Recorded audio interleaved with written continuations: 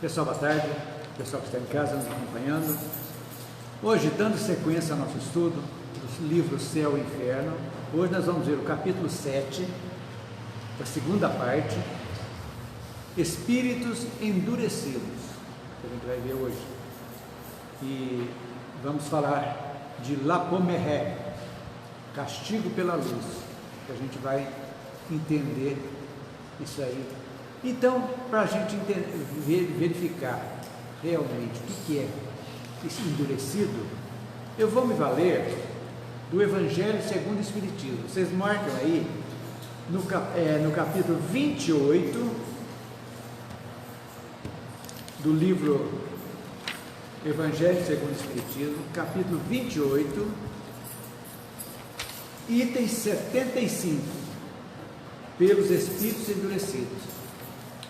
É uma coletânea de preces, mas aqui está realmente a definição perfeita do que é um espírito endurecido. 7,5 ou 7,5. Pelos espíritos endurecidos. E no prefácio, vem lá. Quem são esses espíritos endurecidos? São aqueles em que o arrependimento ainda não tocou. Do Evangelho, né? Evangelho. O arrependimento, nós vimos que o primeiro passo, a pessoa às vezes acabou de desencarnar, arrepende-se, já que nós já vimos para trás, semana passada, espíritos arrependidos. Então é muito importante o arrependimento, que a pessoa domina o orgulho, o ego, assume que errou, que falhou, e aí já começa o caminho, uma expiação para a reparação. E já esses espíritos endurecidos, eles não arrependeram e ficam, nós vamos ver aqui, é muito interessante isso que a gente vai aprender hoje. Então diz lá, que o arrependimento ainda não tocou, que se comprazem no mal e nele não concebe nenhum remorso. Eles não têm remorso nenhum daquilo que fez. Matou para eles, matei, não arrependeu, está lá, durante. E nós vamos ver aqui o que é podemos dizer, entre aspas, o castigo para esses. Uns são as trevas, e para eles são a luz, por incrível que possa parecer. Eles gostam? Não, eles são castigados pela luz, porque é o jeito deles se arrepender. Nós vamos ver aqui, na sequência vocês vão entender isso aí. Entendi. Que são insensíveis às censuras, repelem a prece e frequentemente blasfemam em nome de Deus. Agora você pode ver quantos anos vão ficar na erraticidade um espírito desse. E às vezes ficam aí, zanzando por aí, uns em tocas, outros. E para eles, tá bom, não são tocados ainda. São essas almas endurecidas depois da morte, se vingam nos homens dos sofrimentos que experimentam e perseguem com seu ódio aqueles a quem odiaram durante a vida, seja pela obsessão, seja por uma falta de influência qualquer. São os mais terríveis que tem isso aí para a gente dizer. São aqueles obsessores mesmo. Então, eles sabem que morreram, sabem que não tem mais o corpo, é um fato, sabem. Não está nem aí também. E não estão nem aí, não arrependem. Eu morri. Morri, mas pelo menos matei. Vou continuar fazendo. Morri. E aí tem aqueles que não sabem que morreu ainda. Muitos que nós já vimos aqui não tem noção. Está vendo o corpo, nós vimos aqui, sentindo o corpo, mesmo aquele que foi decepado, que nós vimos semana passada aqui, já sentia o corpo, sentia o cutelo batendo no pescoço. Então, tudo isso que a gente vai ver a diferença. Então, olha que interessante, eu quero que vocês anotaram, para vocês lerem no Evangelho isso aí, que é muito interessante para entender o que nós vamos estudar aqui. Repete, tem gente chegando agora. Livro O Evangelho segundo o Espiritismo, capítulo 28, item 75, pelos Espíritos Endurecidos, que tem todo o resumo, o que é o conceito de quem são os Espíritos endurecidos. Então, entre os espíritos perversos, há duas categorias bem distintas: aqueles que são francamente maus e os que são hipócritas. Então tem os maus e os hipócritas. Os primeiros, os maus, são infinitamente mais fáceis de se conduzir ao bem. O que é mal é mais fácil de se conduzir ao bem do que os segundos. São os mais frequentemente de natureza bruta e grosseira, os maus. Analisa para vocês verem. É isso mesmo. Então, mas mata, não sabe por quê, tal, até cai a ficha, no momento cai a ficha. Como são vistos entre os homens que fazem o mal mais por instinto do que por cálculo. Então são aqueles espíritos ainda bem realmente endurecidos, enquanto aqui pessoas encarnadas, endurecidas mesmo, que não tem noção. Eles quase que não evoluíram, né? Isso, com aquela ideia lá de anos atrás, de matar é uma coisa normal. Exatamente.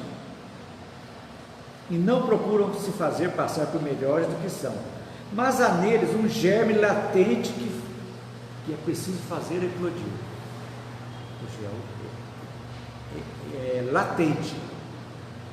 Como que eclode esse gel? Esse germe, como? Pela pessoa e também pela prece. Mas tem uns que não aceitam, os hipócritas não aceitam a prece praticamente. Nossa, então, mesmo que quando você dirige a isso aí, a prece é aquele ditado, né? Água mole em pedra dura, tanto bate até que fura. Então, não é perdido. A gente, tem que continuar. como eu disse, é uma caridade que a gente faz, orar por esses desencarnados, né? Principalmente aqueles. Pode não gostar, mas está chegando nele. Está chegando, de alguma forma, é como se fosse um invólucro, devagarzinho vai cobrindo, até que um momento chega e toca o íntimo daquele espírito. É assim que funciona. Que é conseguido quase sempre pela perseverança, firmeza unida à benevolência, pelos conselhos, pelo raciocínio e pela prece. É isso aí. Já os hipócritas são quase sempre muito inteligentes, mas não têm no coração nenhuma fibra sensível. Nenhuma fibra sensível. Nada os toca. Simulam todos os bons sentimentos para captar confiança e ficam felizes quando encontram tolos que os aceitam como os santos espíritos e que neles podem governar a sua vontade. São os pseudo-sábios, aqueles que nós já estudamos, né? Espíritos que se passam por espíritos de luz, na realidade são bem zombeteiros que se passam. Daí a dificuldade dos médios, né? Tem que ter muito cuidado, estudar muito mesmo, tá? Se policiar, né? Nós temos que nos policiar. É tal negócio, né? A gente tem que pensar certos pensamentos que não são da gente. E você vai deixando levando. Fala, mas isso aí não é da minha índole. Nós já temos capacidade de pensar isso, de analisar os pensamentos nossos, pelo que nós já aprendemos. Porque sutilmente, achou uma brechinha, eles vão colocando. Sutilmente. Faça isso, é bom, é gostoso, faça isso. E conforme as nossas tendências ocultas, conforme o nosso grau de autoconhecimento, nós vamos deixando nos levar. Até que você faz e se arrepende amargamente do que foi feito. Pelo menos se arrependeu, tudo bem. Porque se não arrepender e mergulhar, se gostar e fizer de novo, complica. O primeiro erro é erro, o segundo é escolha. Não se esqueçam disso. A primeira coisa que você faz, que errou, você tem a chance, se arrependeu, beleza. Mas se você fez de novo o mesmo, sabendo que errou, aí você já escolheu. Aí já a colheita já tem um pouquinho mais dura. Sim. Não é verdade? O que mais que eles são? O nome de Deus, longe de esperar o menor temor, lhe serve de máscara para cobrir suas torpezas. No mundo invisível, como no mundo visível, os hipócritas são os seres mais perigosos, porque agem na sombra e deles não se desconfia. Nossa. Eles têm a aparência da fé, mas não a fé sincera. Então nós já sabemos quem são os espíritos endurecidos aqui. Aí, Lapomeré vai contar. Nós vamos eu vou explicar essa primeira item aqui, os outros nós vamos pegar por parte e todos os outros itens, vocês vão ver aqui, 1, 2 e 3, são referentes a esse primeiro aqui. Então vamos ver lá.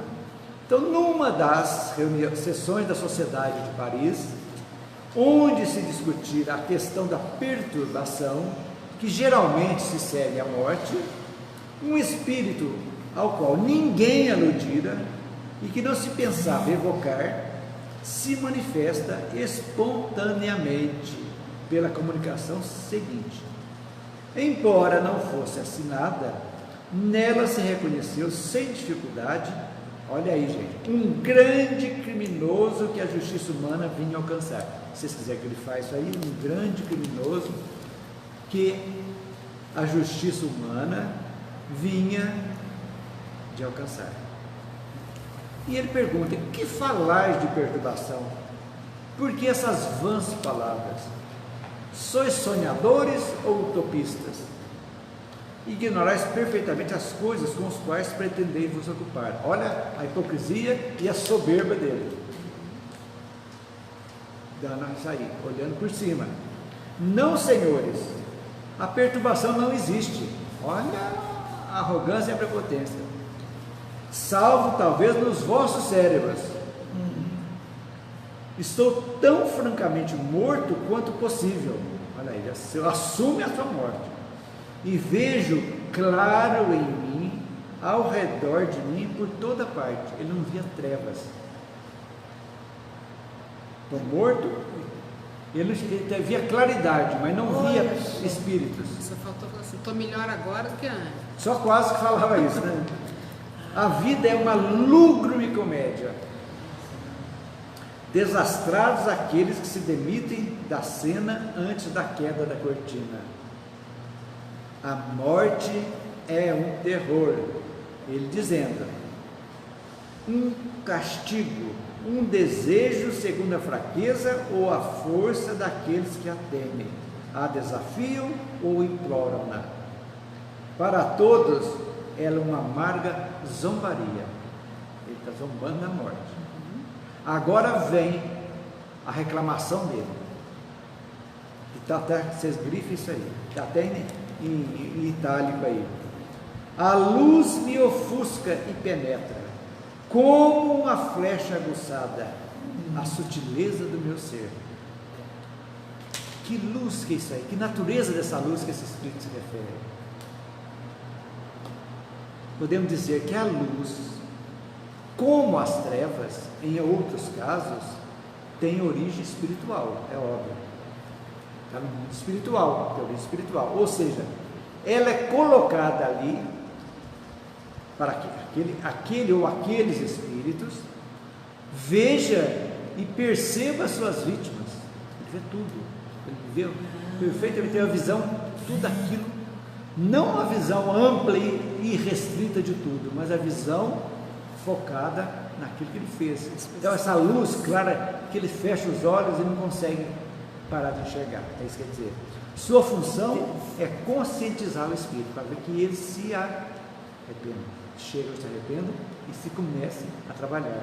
Então, a luz me ofusca.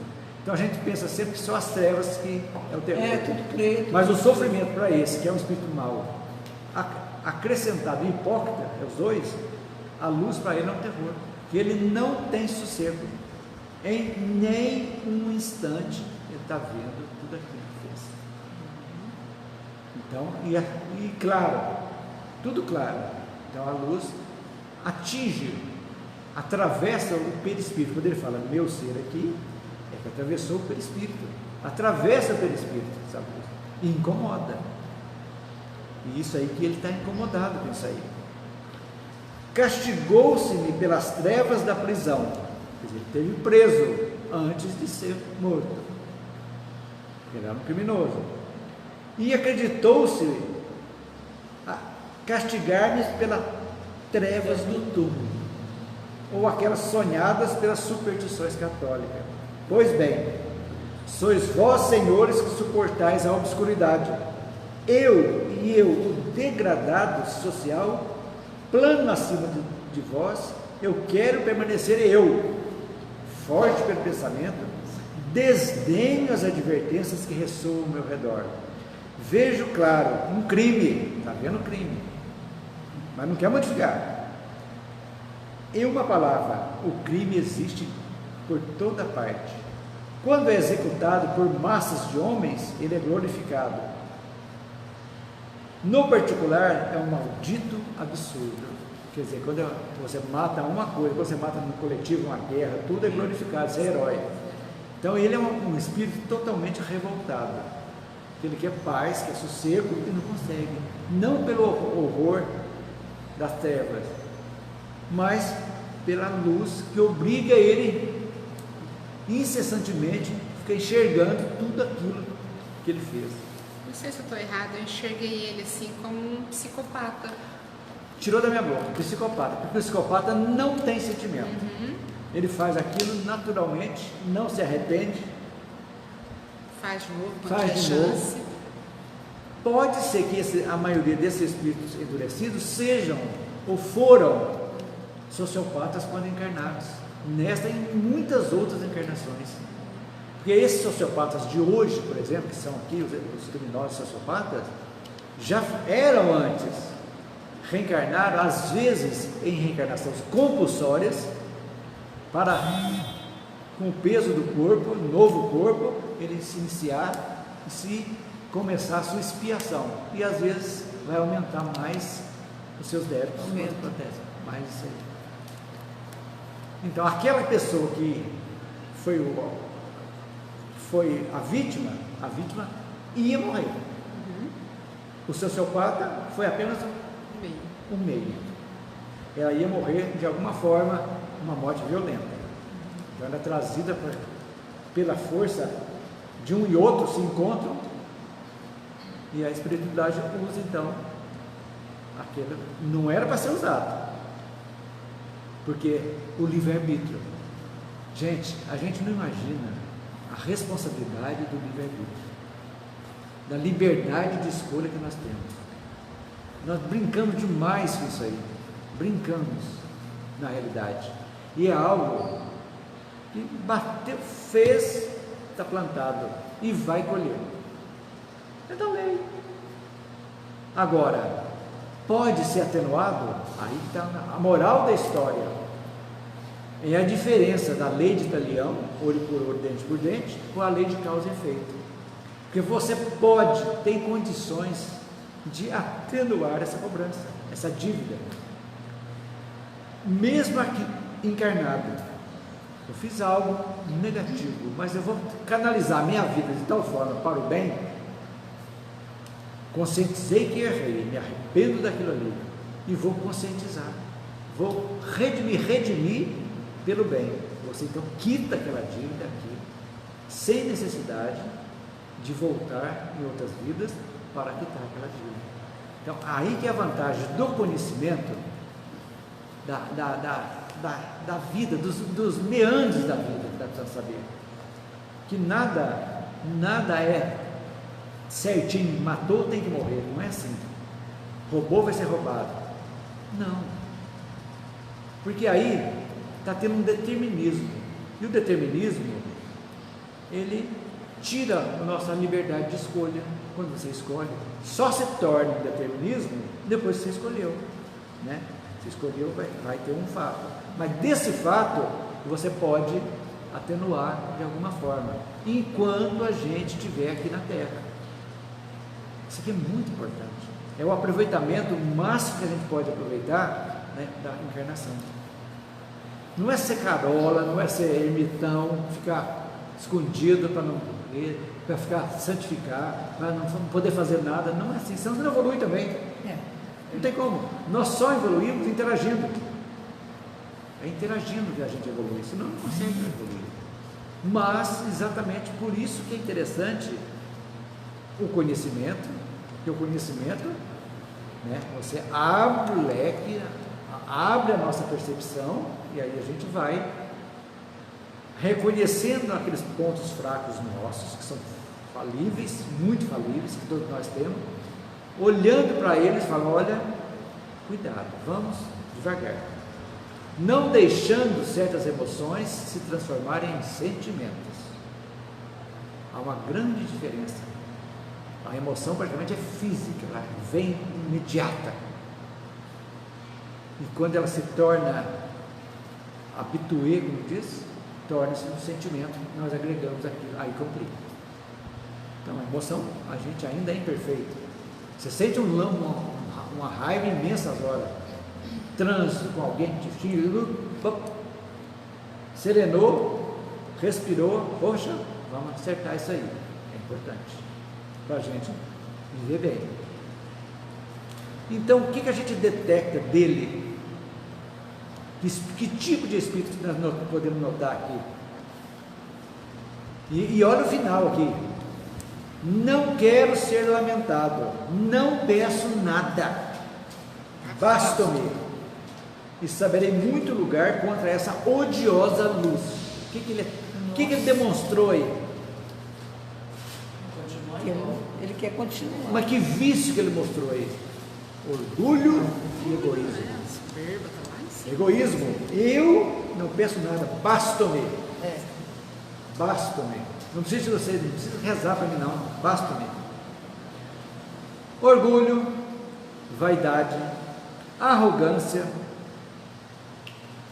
é tudo que a gente pode entender desse espírito. Encarnado e desencarnado ele é a mesma coisa. Não vai ser Pior. tão já que ele vai Pior ainda. Pior, porque agora ele está vendo, ele tem noção que morreu, que não tem mais o corpo. E não está preso no corpo. Não está Agora preso, ele é mais não livre tá ainda. preso, mais para livre fazer ainda, o mas está mais preso pela luz agora. Por incrível que na pareça. cabeça dele, ele vai dar um jeitinho nessa luz. Então, gente, aí vem a pergunta: essa luz então seria uma punição para ele? Sim. O que vocês acham? Sim, uma punição. Porque essa luz, Que é a única coisa que atinge. essa luz faz com que ele veja, entre aspas, ele consegue enxergar as suas faltas. Uma hora ele vai ter que dar a mão palmatória. Nesse primeiro instante ele deve falar assim, nossa, olha lá que legal que eu fiz, eu fui demais. Mas é Luiz que teve experiência, talvez. Então essa luz vai fazer que ele esteja constantemente em contato com aqueles que ele prejudicou, que ele machucou, com o intuito, para que ele reconheça que fez algo errado. É aí que ele vai ter paz, vai ficar livre, que ela fala assim, essa odiosa luz. Então, Odiosa luz. Odiosa Puxa, é luz. forte, né? muito odiosa. Então essa comunicação dele, Kardec, foi analisada na reunião seguinte, né? Então, exatamente, viu-se, né, a situação desse infeliz, uma nova fase do castigo, que espera o culpado. Com efeito, ao passo que uns são mergulhados nas trevas, ou no isolamento absoluto, outros suportam durante longos anos as angústias da sua última hora, ou se creia ainda neste mundo. A luz brilha para este. Seu espírito goza a plenitude de suas faculdades, sabe perfeitamente que está morto, e não se lamenta de nada, não pede nenhuma assistência, e afronta ainda as leis divinas e humanas. Olha, é empedernido, né? Chucro, duro, né? E aí pergunta, depois que escaparia a punição? Não, mas é que a justiça de Deus se cumpre de todas as formas. O que faz a alegria de uns para outros é um tormento, a luz para os outros é uma bênção. Sim. Quando a pessoa está no umbral e recebe, e se arrepende, e chega aos espíritos, né, irradiando luz, ele enxerga aquela luz, é o refrigério da alma. É a primeira vez que eu vejo a luz como forma de punição. Pois é, porque a justiça sempre quer divina, encontrar a luz, né, para ficar exatamente, mas a justiça divina é perfeita. Para aqueles que as trevas é um refrigério, que podia ficar lá quietinho há 500 anos, 1000 anos na dele, não, você tem a chance de você se redimir, é que você assuma, veja quem você prejudicou, assuma, e aí sim você amoleça o teu coração. Gente, como o ser é complexo. Como nós somos complexos. Nosso espírito, é lógico, muito complexo. Claro. Diga. Acho que apesar dele ser o espírito endurecido, essa luz deve ser da própria consciência dele, né? Que já está no processo de... Mas a luz de transformação que a gente tem é a luz que é colocada pelos espíritos para ele, de acordo, lógico, ele tem, o perispírito dele tem que estar apto para isso. Então, como forma de punição, não é punição, é de alerta. Alerta. É junto assim as duas energias. Só que ele queria a escuridão. E não vai ser possível a escuridão para ele, porque a escuridão para ele é paz. Você está na boa dele lá. Pode obsediar quem quiser, está certinho lá. Porque, veja bem, são inteligentes. Não são chucros. São espíritos inteligentes, sei lá, os hipócritas. Então são muito inteligentes. E aí estão aqui esses hipócritas, esses endurecidos, são os obsessores, aqueles que parecem espíritos de luz, que médios que não estão preparados e acham que realmente enganadores, zombeteiros, estão aí rodando. Até que chega um momento que ele é recolhido. Aí é as preces, ou chega aquele momento que ela fala, gente, esse cara já está perturbando demais. Então já demos toda a oportunidade para ele. Ele vai ter que ter uma encarnação compulsória rápida. Porque nós temos a espiritualidade que comanda. Porque aqui ele está prejudicando alguém que já não pode mais ser prejudicado. Então agora, filhinho, vem cá. Tchum! Ele entra em sono profundo, já se prepara, acha-se alguém, uma encarnação aí aleatória, pode ser, dessas mães, como diz assim, as mães do hip hop lá que baile funk, que nada reencarna. Vem com a necessidade, exatamente, para, às vezes, numa situação adversa, para se acertar. Então, a engrenagem da vida é perfeita. Nós temos, eu digo sempre, nós temos que agradecer tudo que somos aqui. Primeiramente, os nossos antepassados. Se não fossem nossos avós, não teríamos nossos pais. Se não fossem nossos pais, nós não estaríamos aqui. Independente de serem bons ou maus, não interessa. A permissão deles, né? Mas essa conexão com a fonte se divide em duas. Deus, a fonte máxima, segundo nossos pais. Senão, nós não estaríamos aqui, tendo essa oportunidade. Você foi adotado? Tudo bem, qual é o problema? Seu pai, você tem dois pais e duas mães. Um que te deu a vida, muito bem, mas quem te criou tem tanto quanto ou mais do que aquele que te gerou, mas são também responsáveis. E essa escolha é feita antes também. Sim, pode. Que vai ser adotado. Pode ser, isso acontece. Então, por exemplo, um exemplo gritante. Vamos supor, uma hipótese, você aborta uma criança, se arrepende, tudo bem, entrou em sintonia, tudo bem, sinta-se à disposição para voltar. E essa criança, por cargas d'água, você não consegue mais, ou por idade, ou por uma deficiência orgânica, você não consegue. Essa criança vem para uma mãe que vai doá-lo. E os encaixes acontecem. Que bacana. Tudo, porque aquele que vinha para cá vai vir de qualquer jeito. Não é da barriga, mas é espiritualmente ligado. Vem e as coisas acontecem. Pode dar zebra? Pode aquela mãe que queria, que veio, pegar e devolver às vezes. Ou não querer. Está tudo na mão, certinho. Pode acontecer. Por quê? É o livre-arbítrio.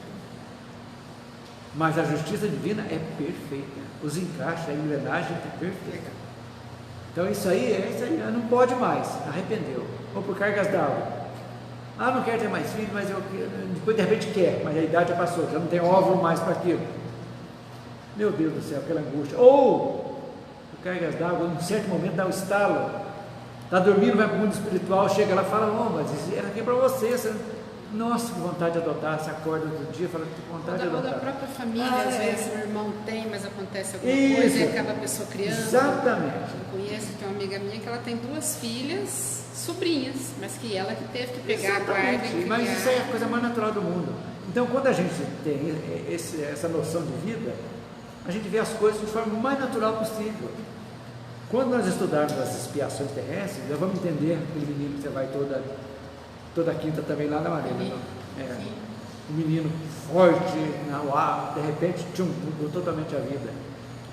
Ela prostrada numa cama, né? Dificuldade terrível. Tudo tem uma razão de ser, né? E tudo é o núcleo, não é só aquele espírito, são os débitos e créditos do núcleo familiar.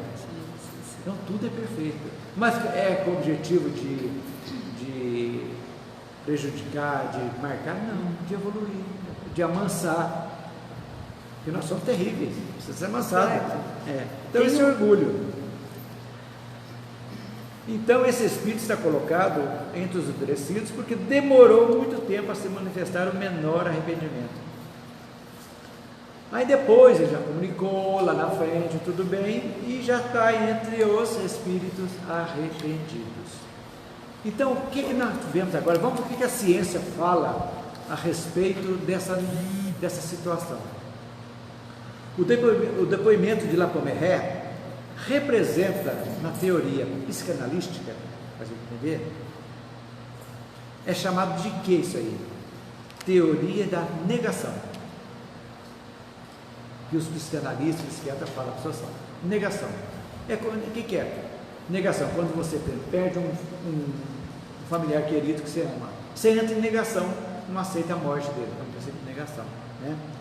Ocorre quando o indivíduo coloca em posição de recusa absoluta, podendo, por exemplo, isolar-se em seu mutismo ou adotar uma posição irônica, pontuando a inconsistência de todas as referências que lhe são apresentadas.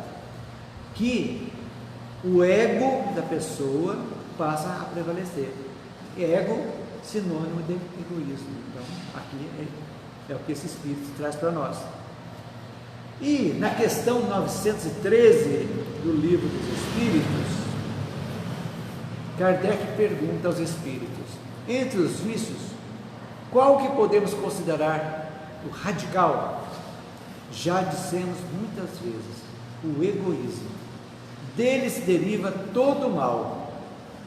Estudai todos os vícios e vereis que no fundo de todos existe egoísmo. Tudo. É o ego nosso, é mais forte. É o ego de julgarmos melhores, né? Então, nós podemos dizer que é muito difícil a gente entender.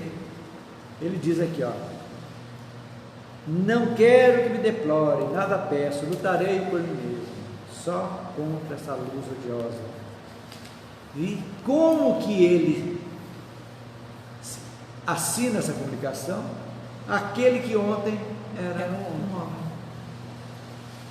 Ele sabe da morte, que morreu. Ontem ele era um homem, hoje ele é um espírito. Nossa, é forte isso. Então, egoísmo, gente. Então, gente, o egoísmo, podemos dizer, é uma marca dos espíritos endurecidos. O egoísmo dele, né? Eles, olha, às vezes ele nem procura fazer o mal, mas o egoísmo está dentro deles ali. Que sem procurar fazer o mal, permanecem atrasados pelo orgulho, indiferença ou apatia. E não são por isso menos infelizes, porque sofrem do mesmo jeito como ele está sofrendo, pela inércia, né? E assim vai seguindo adiante. E aqui no item 1 aí, para a gente entender, podemos dizer então que dentro disso aqui, da negação tudo, a avaliação que nós fazemos dele, que ele é daquele egoísta, orgulhoso, que não dá o braço a torcer, não quer pressa, não quer nada, não quer ajuda, e que leva, né, muitos de nós, desencarnados ou não, prolongar quase que infinitamente nossas dores e percalços. Porque os egoístas também sofrem, encarnados. Encarnados? Sofre, nós sofremos. A pessoa que é encarnada, orgulhosa, ela não se mistura.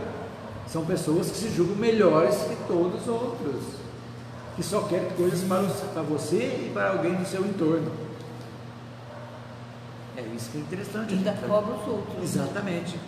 Então, às vezes, nós precisamos ser vencidos pelo sofrimento. Então, quando o sofrimento vem para cada um de nós, gente, eu sempre falo aqui sobre o bem sofrer e o mal sofrer, né? A gente sempre fala aqui, o mal, a doença vem. Quando você aceita, compreende o sentido espiritual da doença, não é só o físico não, o espiritual. Por que e para que essa doença chegou para mim? Aí é a hora daquela introspecção, a causa desta ou de outras vidas. O que eu sou que eu fiz? Eu sou uma pessoa boa, é conversa no espelho. Como que eu sou? Eu sou uma pessoa boa só para mim? Só para os meus? Só para os meus interesses dos meus? E os outros que se danem? Está correto isso? Eu tenho que me perguntar, cada um de nós tem que se perguntar. Aí quando você entende, compreende aquilo, resliga seus pensamentos.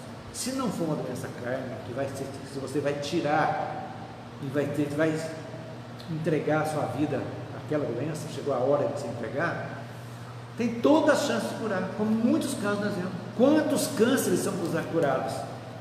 De pessoas que estão desencanadas e são curadas, perfeitamente curadas. Com que intuito? Olha, chegou essa expiação ou provação. O que você modificou o seu modo de ser, de agir e de pensar depois da doença? É a pergunta que nós devemos perguntar para nós. Eu me curei. Tive um câncer de próstata, normal, me curei. Tive um câncer de pulmão, tive um câncer de seio, de útero, me curei. O que eu modifiquei disso aí? Tem que fazer essa pergunta. Eu vou ser a mesma pessoa que ocorreu isso aí? Se ocorreu essa doença, é porque tem alguma imperfeição que precisa ser corrigida. Essa imperfeição, ou nós trazemos lá de trás ou daqui, mas ela está ali que precisa ser corrigida. Que ela deu causa àquilo ali, porque teve uma cura física. Concorda? Vocês estão entendendo o raciocínio? Tem uma cura física e a cura espiritual. É esse trabalho que a gente faz aqui. Então, quando isso aí, uma situação difícil, eu falei da doença, mas tem outras provações, criações terríveis. Você é rico, perde tudo, vai no chão. Como você agiu? Se você revoltar, você pode suicidar, você pode matar quem te prejudicou, você pode fazer tudo isso. Ou você pode cair, mas quero me levantar. Se eu cair, alguma coisa eu fiz. Como que eu fiz? E esse pensamento, e trabalho, vamos trabalhar. Vai, refaz a sua vida econômica, financeira. Vai continuar do mesmo jeito? A pergunta que eu faço. Que causou aquela situação difícil? É isso quando Kardec fala da transformação moral. Que o verdadeiro espírito é aquele que batalha todos os dias, incessantemente, para se melhorar. Então, quando vem o mal, bem sofrer, o mal sofrer, vem, você entende aquilo, compreende, e fala, eu vou sair dessa, e vou me modificar. É desejo, é o primeiro passo, aprendemos aqui. O segundo passo é vontade. Então, eu desejo, agora eu vou exercer a minha vontade, e vou continuar. Isso modifica, gente. É perfeitamente plausível que nós nos modifiquemos. É isso que a gente tem que pensar. Aproveitar a nossa encarnação. Os que estão começando agora, nós que já estamos quase indo embora, mas toda hora é hora, todo tempo. É isso aí. Então, é o que a gente tem a pensar um pouquinho. E aqui fala uma coisa muito interessante aqui. Esses espíritos na erraticidade são evidentemente, no ponto de vista da existência, inativos na espera. Entretanto, podem espiar desde que seu orgulho, a tenacidade formidável e rebelde dos seus erros, não os retenha no momento de sua ascensão progressiva. E lá embaixo, ele chama assim, ranger de dentes, que está nas escrituras. Estará no inferno, nós já estudamos isso aqui, lá no início, o ranger de dentes, as trevas exteriores, o ranger de dentes. O que significa esse ranger de dentes, para nós entender? Essa frase é simbólica, por excelência, é o sinal do sofredor abatido. Chegou o sofrimento. Ranger de dentes, quer dizer, você está sofrendo mesmo no mundo espiritual, no umbral, está terrível. Porém, insubmisso, isolado na própria dor, mas bastante forte para recusar a verdade do castigo e da recompensa. O que é castigo aqui? Assumir o erro e a recompensa, que lógico, você vai melhorar. Então, você vai ranger de dentes. Por que as pessoas sofrem? Ele está sofrendo na luz, essa luz que ofusca. Outros estão sofrendo os horrores do umbral, sofrendo dores terríveis, modificando até seu perispírito, tornando-se aparência animalesca, sendo escravo de outros, está sofrendo. Então, por quê? Porque nós estão recusando o arrependimento, a recompensa. Então, os grandes erros, atentem para isso, perduram no mundo espiritual quase sempre, assim como a cegueira do homem, como as consciências grandemente criminosas. Lutar apesar de tudo, desafiar o infinito, pode comparar-se à cegueira do homem que, contemplando as estrelas, acha, como nós estudamos na Gênesis, que era colocado na abóbada lá as estrelinhas. Então, o ranger de dentes é isso, é uma figura simbólica na Bíblia, que fala que o inferno é eterno para ranger de dentes. Não é isso. Qual a duração desse estado? Depende de cada um de nós. Podemos ajudar? Podemos sim. Devemos orar pelos que nos perseguem, que nos perseguiram? Sim. São os que mais necessitam. Orar por aqueles que nos magoaram? Sim. É isso que a gente tem que fazer no nosso dia a dia. E aí a gente vai levando a vida para que esse estudo, por exemplo, que nós fazemos aqui, qual a razão dele, o objetivo? É nos esclarecermos, é uma preparação para nós. Esse exemplo do livro aqui eu acho muito importante, tem vários outros exemplos, que não vamos citar todos, para nos situarmos o que nós podemos encontrar quando nós desencarnarmos. Podemos ser, como vimos aqui, né? Suicida, espero que não. E também o que a gente pode fazer hoje, já agora, para que a gente não caia nessa situação. Mas é esse o grande objetivo. A nossa mudança aqui, agora. Isso é muito importante a gente entender. Para que a gente chegue naquela situação mediana. Temos condição certinha, já sabemos que temos alguma coisa, mas sabemos que precisamos pedir ajuda para que a nossa passagem pelo umbral seja o mais rápida possível. E seguimos adiante para esclarecimento maior no mundo espiritual. É isso que a gente precisa. Senão, gente, não adianta nada. Então, e aqui vamos comparar muito aqui na frente, nós não vamos ler tudo, senão vai ficar muito cansativo. No item 2, por exemplo, vai comparar muito a justiça humana com a justiça divina. Então, por quê? O que tem a diferença da justiça humana e a justiça divina? Depois vocês vão ler aqui. A diferença entre a justiça humana, que é falha e sempre necessitada de aperfeiçoamento, porque à medida que vai evoluindo, ela vai mudando, de acordo com os povos, os costumes, ela vai mudando. A mulher, por exemplo, tinha que ter mais permissão do marido para viajar, era uma norma que existia antigamente, no final do século. Não podia votar, então foi modificando, as modificações. Então, a justiça humana reflete o nosso caráter evolutivo.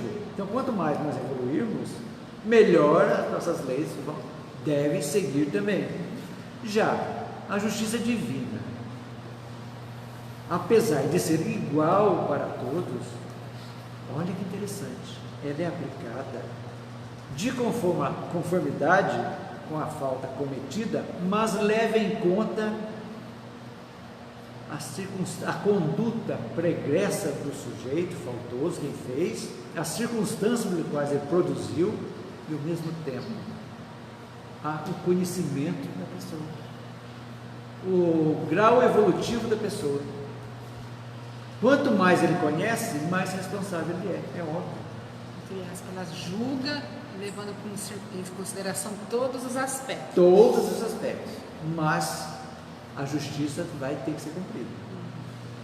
Lembrem-se, atenuante e agravante, como eu disse há pouco, você modificar o teu karma, lei de causa e efeito, perfeitamente normal.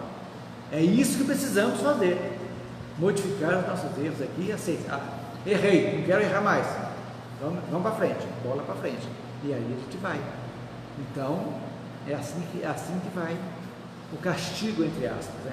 Porque o castigo não é o castigo de Deus, o castigo é a nossa consciência culposa, que está ali nos cutucando, e não podemos sair. Esse espírito endurecido, que nós vimos aqui hoje, ele já chegou em outras comunicações, no momento que ele caiu a ficha, ele já se tornou arrependido. Aí eu passo, que nós estudamos da vez passada, do Verger, né, do padre que matou o arcebispo, e vamos chegando, ele vai seguindo programando as suas reencarnações e já vai melhorando. Agora, gente, para que esperar a próxima encarnação? Brincando, as pessoas falam com a gente, na próxima eu acerto isso. Na próxima. Quando será essa próxima? E onde será? Com quem será? Será que é com a mesma família que vai estar aqui? Ou vai estar no outro órbito? E aí? Não é naquela sempre deixe para amanhã o que pode fazer hoje, não. Fazer hoje, sempre fazer hoje. Né? Então, não pode ficar ansioso também, né? Não. A ansiedade é excesso de futuro. Né? Não. É viver hoje. Eu sempre digo assim, hoje. E olha, gente, quando a gente agradece uma situação, você está num beco sem saída. Ao invés de você ficar lamentando, meu Deus do céu, começa a agradecer. Oh Deus, se chegou, eu tenho capacidade. O ombro veio para isso. Deus dá de acordo com isso aqui. Então, pede forças. Eu quero só forças para conseguir sair dessa situação. Porque eu tenho capacidade de sair dessa situação. A ajuda que eu estou pedindo é isso. É o ânimo. Me deixa. Me ajude a controlar meus pensamentos. Já se dá um cutucão, nem que seja um tropeção. Muito espírito faz isso, você está conversando ruim, você tropeça, cai. Puxa a orelha. Puxa a orelha. Isso aí, a literatura espírita traz essas coisas, né? Que acontecem. Né? Põe na boca de outra pessoa, que não tem nada a ver, você enquanto conversa na rua, a pessoa fala uma coisa, muito, isso aí serviu para mim. Quem que é essa pessoa falar isso para mim? Acontece. É sinal que a gente já tem a sementinha lá dentro, que está eclodindo, devagarzinho. Né? Então, podemos tirar também a diferença que o inferno, né? Muitos falam está no inferno, por quê? Eram católicos, então o inferno para eles é uma situação. Então o conceito de inferno, que nós estudamos aqui, engloba coisas ruins, tudo que não presta. E cada pessoa tem um inferno, de acordo com aquilo que ele pensa, na realidade é essa, né? E o castigo pela luz é exatamente isso. Já que a pessoa hipócrita aceita aquilo de boa, então é iluminado para que isso aí possa seguir adiante. E aí a gente vai, o que mais eu posso dizer aqui?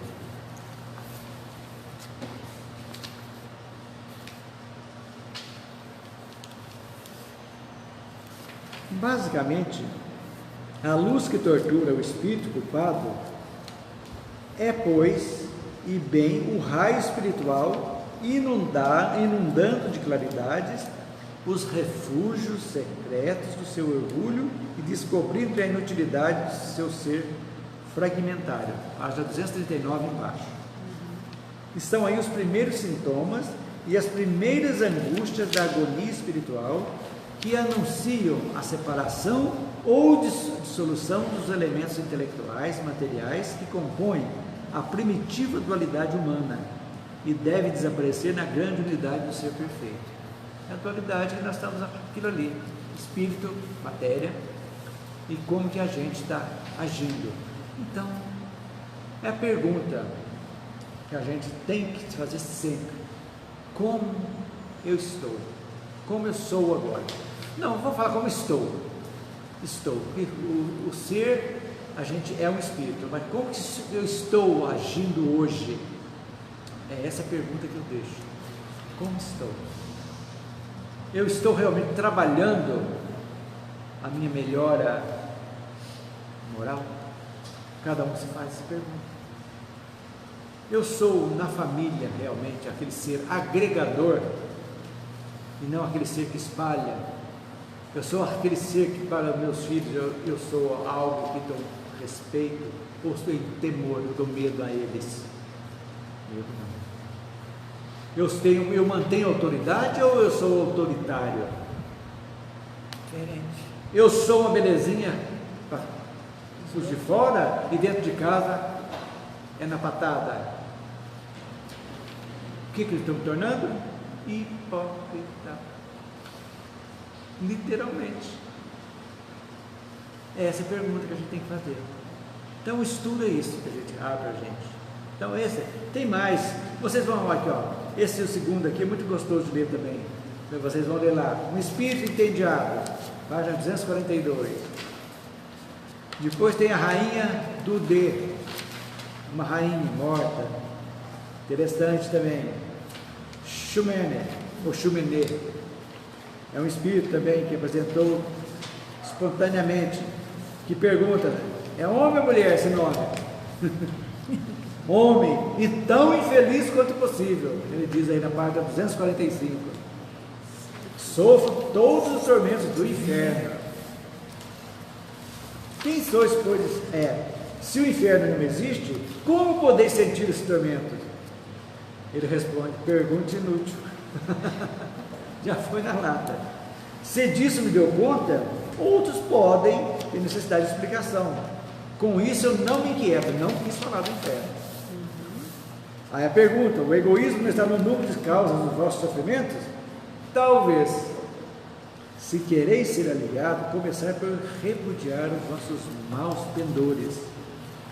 Resposta: não te inquieteis com isso. Não é teu assunto. Comece a orar por mim como pelos outros. Ver se há depois. Ele quer. Vai orar para mim, depois você vem conversar comigo. É a dificuldade. E aí vem essas dificuldades inerentes do ser humano. Então é isso aí, dizendo para vocês que semana que vem, nas 2 próximas semanas, nós vamos estudar a última parte, capítulo 8. Só que nas expiações terrestres, nós vamos estudar mais de umas situações. Por que são expiações terrestres? Vai mostrar as situações que todos nós passamos, e esses espíritos passaram. Eles não mataram ninguém, mas tiveram coisas, nasceram, aconteceu coisas de expiação, sofrimentos. Tiveram vidas difíceis. Então eles vão contar para nós como que lá. Uns aceitaram, outros não. Então vai ser muito, muito interessante. E eu gostaria também que vocês anotassem aí, todos têm internet, então vocês vão procurar aí na Kardecpédia, onde tem todas as obras de Kardec, Kardecpédia. Vocês vão procurar lá, entrou lá, Kardecpédia, tudo junto, como fosse. Enciclopédia. Kardecpédia. Vocês vão colocar lá, Revista Espírita, de maio de 1867. Isso para ajudar a gente, da gente na próxima quinta-feira. Maio de 1867. 867. 67. Ah, mês. 1867. Lá, a hora que cair no mês de maio, vocês vão rodando o celular ou o computador, vocês vão lá ver uma carta lá de o jovem François. Escreve François. Leiam isso, que é uma coisa muito interessante. Quer ver? Eu vou procurar aqui, que vocês vão ver que é interessante. Você que está em casa também, entra no Google, bonitinho. Vamos colocar. Vamos achar o Google. Vamos colocar Kardecpédia.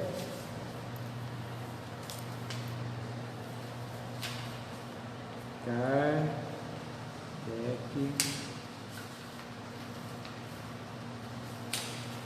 Meu celular tá belezinha. Kardecpédia. Achamos Kardecpédia. Está abrindo. Vamos lá. Tem todas as obras de Kardec. Então, tudo lá. Abriu. Tranquilamente, vocês vão procurar. Vai ter todos. Você pode, na frente aqui, ter um site de procura. Sim. Vocês colocam aqui, Revista Espírita de 1867. Clicou aqui, vai direto. Lá, é de maio de 1867. No maio tem vários itens, vocês vão procurar quem que é a do assunto. Ok? Jovem François. Isso para ilustrar o que nós vamos. Introdução da próxima encontro. Para vocês terem noção também e fazer mais perguntas. Vocês estão perguntando muito pouco. E de casa também. E de casa também. Gente, então vamos encerrar nosso estudo de hoje. Agradecendo a presença dos nossos amparadores espirituais que aqui estiveram conosco, agradecendo a presença dos nossos irmãozinhos desencarnados também, que vieram aprender, e com esse sentimento de gratidão, recebendo essa luz maravilhosa, estamos a adentrar dentro de nós.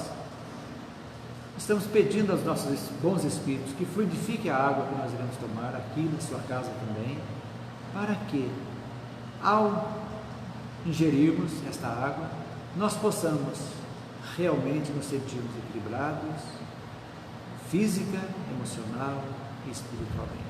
Então, com as bênçãos de Jesus, nosso mestre, os nossos amparadores, encerramos nosso estudo desta tarde. Que assim seja. Isso,